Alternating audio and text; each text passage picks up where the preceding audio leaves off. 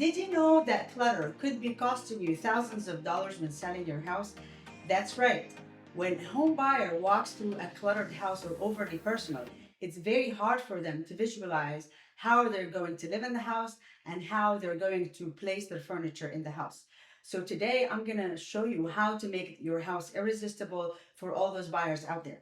Let's start by step number one, decluttering. It could be a very overwhelming thought to declutter the whole house all at once, especially if you lived in the house for a very long time. So I encourage you to start small. Start by the rooms that you use the least. For example, a guest room or a hallway closet.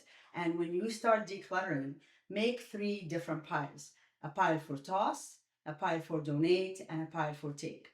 The toss pile, what goes in there, the things that you have not used for a very long time, in a bad condition and has to be thrown away.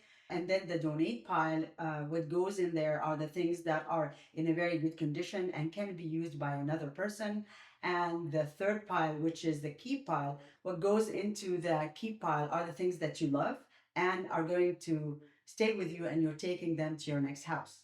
Step number two, use neutral colors. Why neutral colors are important? If the house has bold colors and overly decorated with personal items, it's very hard for a home buyer to visualize themselves living in that house. But if the house painted with one neutral color throughout the house, and the floors have to be one color floors throughout the whole house as well, this gives the house a sense of cohesiveness and consistency. And the flow of the house will feel very, very nice for the home buyer and will feel spacious and bigger. If we have bold colors and different color in every room, that will make the house look very choppy and small. Step number three, let's highlight the best features of your house. So if you have a big, nice window that brings a lot of light into the house and there's a big piece of furniture right next to it, move the furniture away from the window and let that light flood the room. If you have a fireplace, make this fireplace your focal point and rearrange your furniture around the fireplace. Step number four, make sure the house has a lot of light into it. If the house doesn't have a lot of natural light that comes into it, make sure you have lamps and lights in every room of that house to make it nice and bright. A lot of people care for a very well lit home.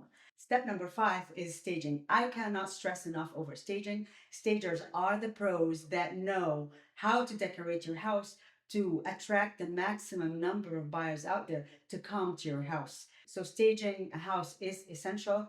I personally meet with my stager at the houses that I'm going to sell, and they look at the furniture the seller has. In some cases, they were able to incorporate some of the seller's furniture, and in many other cases, they had to replace the furniture with their own furniture. Staging is essential to selling a house, and it is definitely worth the investment because statistics has it that homes that are staged sold for 10% or more than the homes that are not staged.